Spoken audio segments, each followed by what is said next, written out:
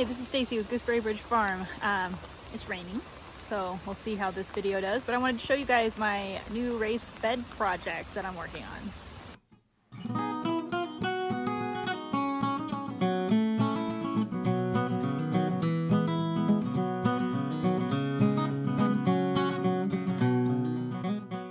Alright, so my son, who is 15, almost 15, has been working on these raised beds, putting them together for us the last few days. We got all of these on Amazon, which I will obviously link.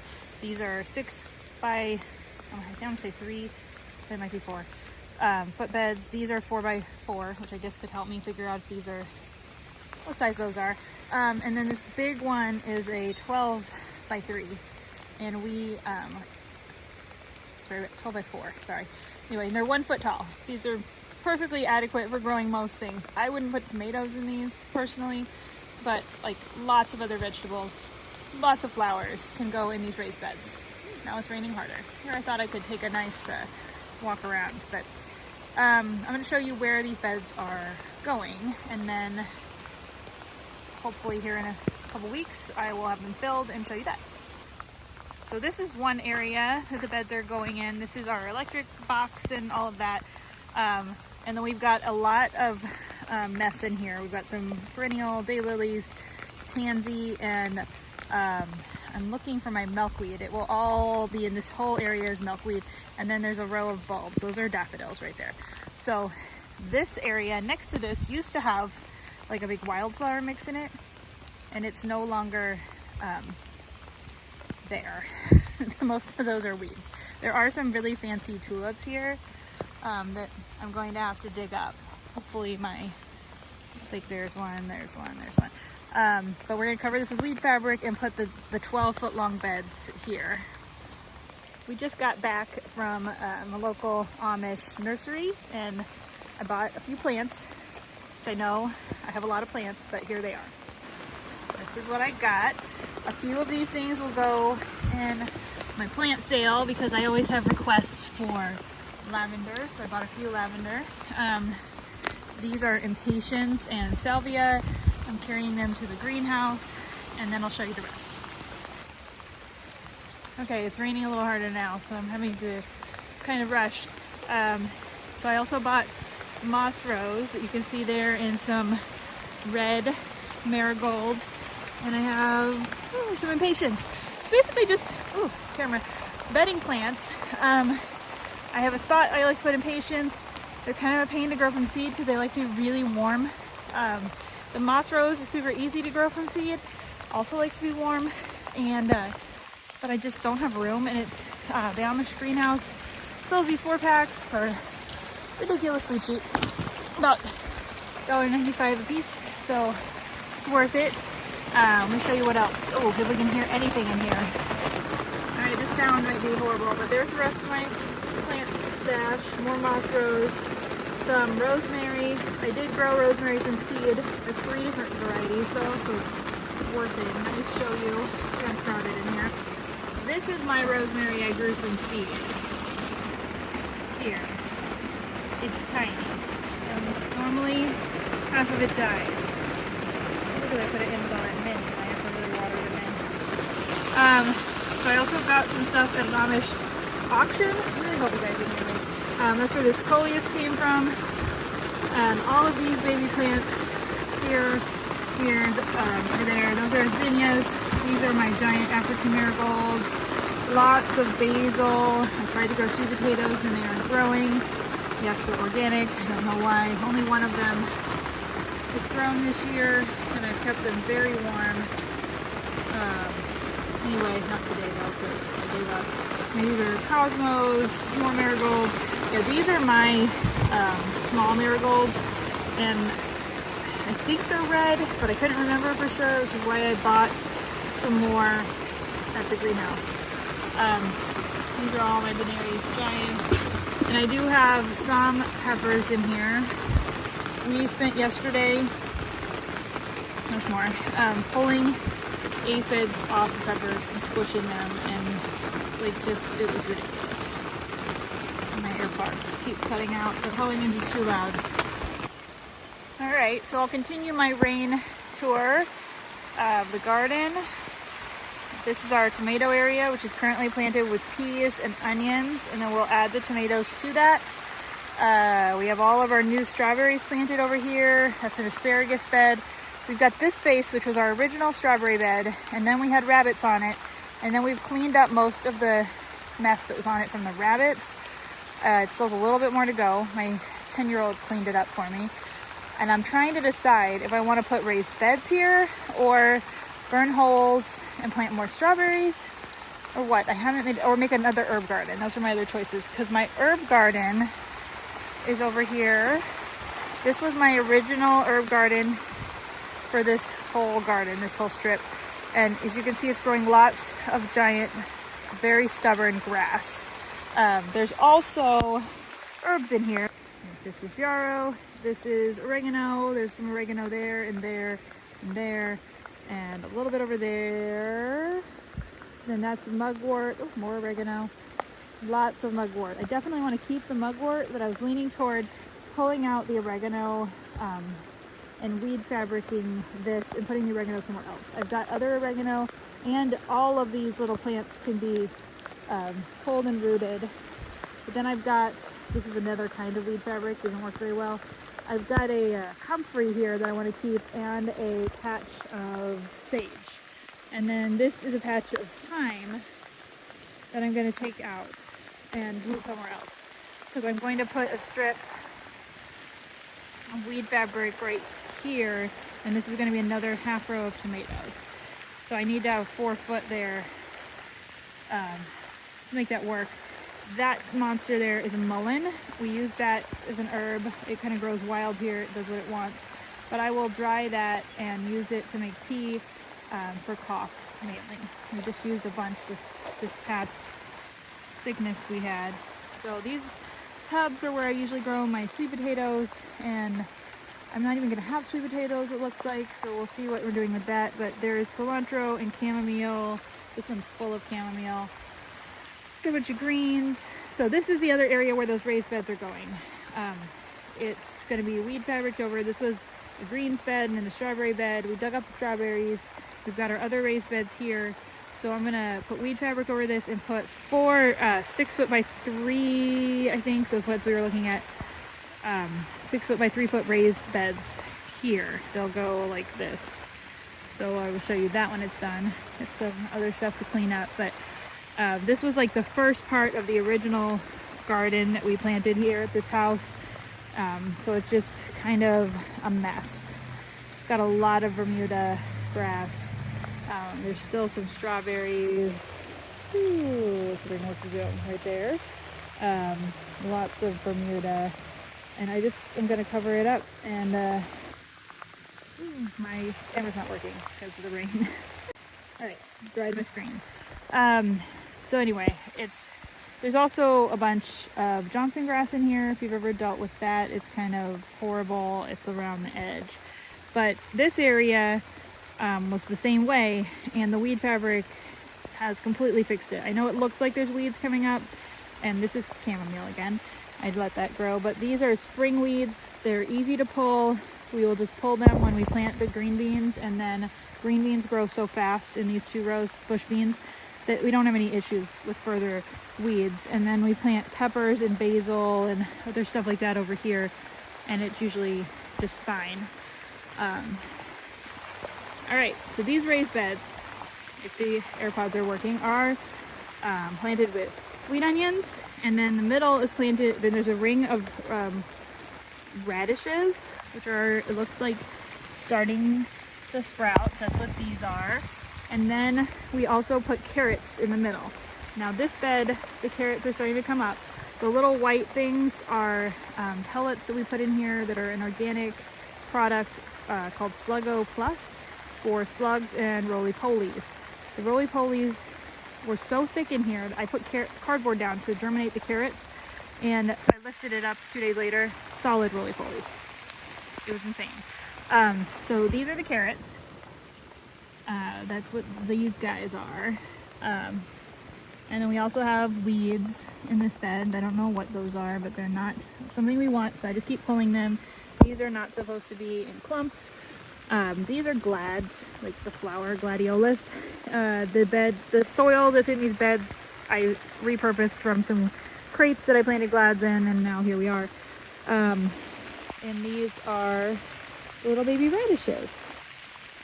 So the rain keeps pushing the buttons on my video and turning it to slow-mo, so that will be fun to edit later. But the other raised beds in the garden, I'm planning to plant some celery. It doesn't like, its roots are really fine and don't like to fight with rough soil, so we're going to plant celery there. We're also going to plant some, I don't even know what, other things. More carrots, I hope. And I can't remember.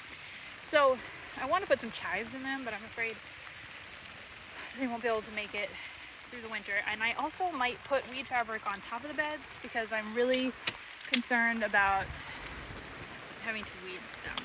I just don't like it. Alright, so I'm going in the big greenhouse. We'll see if it's too loud. Alright, so I'm in here now just taking a look at everything to see if anything needs water, see what's germinating. It's raining pretty good, as you can hear, and I need to put some seeds in dirt. I put some watermelon and some other pumpkins and some other seeds in because I've got some holes in these trays. This one was just filled with germinated cucumber seeds, and so is that one. But I've got some other like empty cups. Each one of these crates of cups is a different variety of something, pumpkins or whatever. I don't know what's going on in the camera.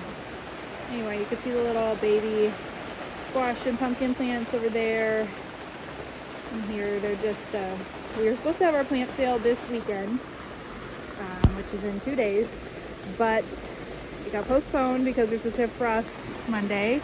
So now I get to keep all these an extra week, which is looking okay at this point. These smaller things are flowers, those are not for the plant sale, but like this tray of watermelon did not do well. So a few days ago I put new watermelon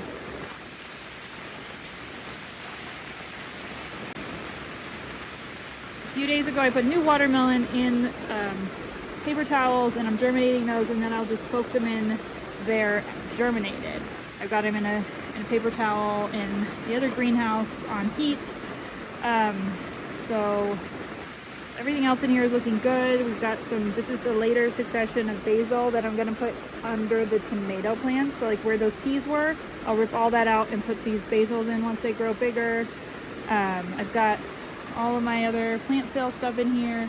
More stuff I bought from the Amish auction, except for this. This is my loofah. But this is the celery. I didn't grow any this year. I was just going to not grow it. And then I saw these plants at the auction, and they are super giant and healthy, and I think they have a good chance, and they were cheap. So some of these, like the Gerber daisies and some of the geraniums, we'll put in the plant sale. I'm going to grow these vines out in our pollinator garden. Hummingbirds love them. And then we've got some other stuff in here. Herbs and tiny Dusty Miller. See, the Dusty Miller I got from the Amish sale is huge. This is mine. That's just what I can do with the heat and sources I have in this greenhouse. I've also got my succulents out here, over there, and here. I just moved them out. Some of them I just moved out yesterday, so they're enjoying this cloudy, rainy day since they've been under grow lights. But what I did with the first round is I put them under these shelves, so they had some indirect daylight, and then slowly moved them out a little bit at a time, and now they're out full time after like a week. They're doing awesome. They look way better than they did under the grow lights, and they're really very resilient. These are all succulents that I propagated, all of these trays, and most of these are succulents that I purchased and then from the Amish, basically. So yeah, they're pretty awesome to have around. I've still got some of my winter started, like February starts in the trays there in soil blocks. Those are Rebecca. Those need to go out like last week, and I haven't planted them yet. So those will probably be the very next thing that we plant. I just have to decide where they go. Which sounds easy, but it's not. Anyway, this is a big greenhouse. Oh, there's my gomphrena too. That's another thing. And this is toothache plants. It's an herb. More gomphrena right there. I've got extra snapdragons, extra chives, tons of strawberries for the sale, asparagus for the sale. It's back there. This is kale, but behind the kale. And we've also got some hanging baskets up here. Those probably need water, but it's very difficult to drag the hose around when it's raining like this. So I'm probably gonna hold off till it stops. Oh, and my nasturtiums are starting to bloom. Look at that. I really hope this video is at least somewhat usable with all this noise from the rain, but I'm really enjoying the rain. I've got just a couple more things to check on, like the other big greenhouse with the tomatoes and peppers. All right, last thing on the quick tour we're doing. These are the tomatoes, all of this. This is my section of tomatoes that weren't doing as well. Some of them were started later, but I think we got a bad bag or two of potting soil. Some of them I've worked on, like these and those, with fertilizer, and it has done a lot of good, but some of them are still struggling. Like these little guys should not be all sad and yellow. Now, I've done this in the past, and the sad yellow ones usually do end up okay when you plant them outside. They're just a little behind, but they still produce. They're not so great for selling at the plant sale, and I can't plant that many. That's a lot. So I'm going to keep trying to fertilize them and get them to look like, at least like these. These are shorter. These are my overachievers. I don't know what's going to happen to them in the next week. We have to wait for the plant sale, but they are massive right now. They're the first varieties we started in the cherry tomatoes, and some of them are in little grow bags, and they seem to really be happy. That's what these really big ones.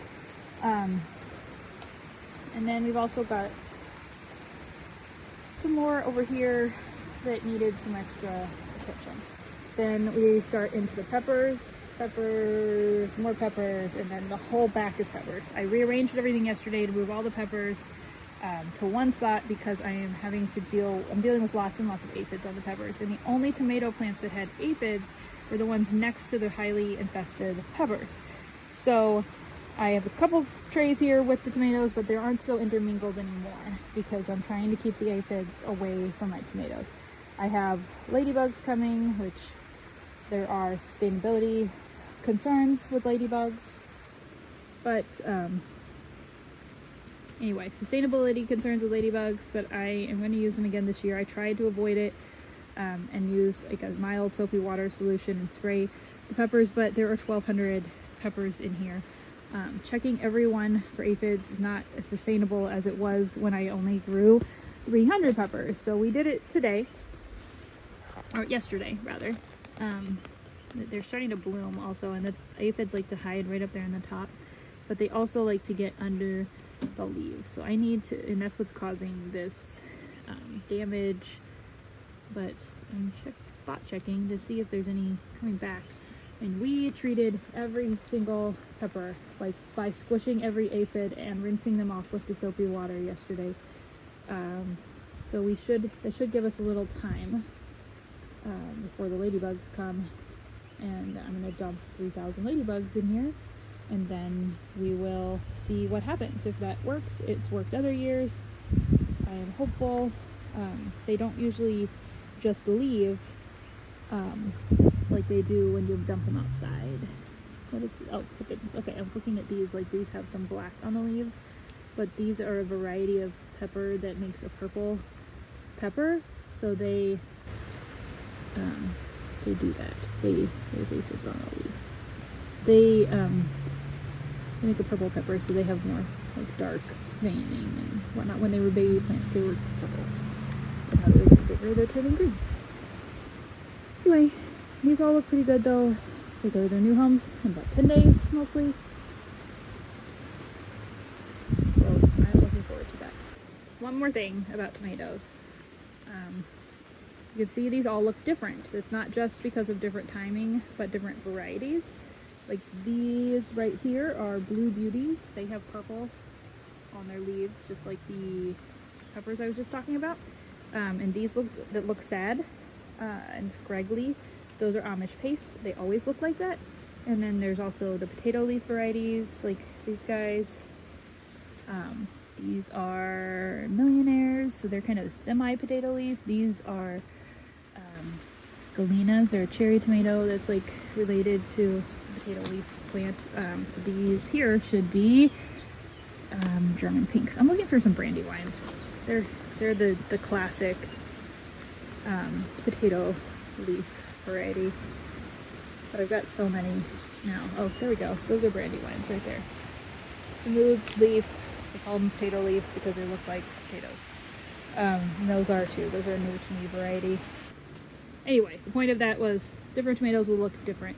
And it would also help you tell if there's like a problem with the variety that you're growing. Like these are San Marzanos right here. Last year my San Marzanos didn't look like San Marzanos. They looked like these crazy things. They looked taller. They weren't right.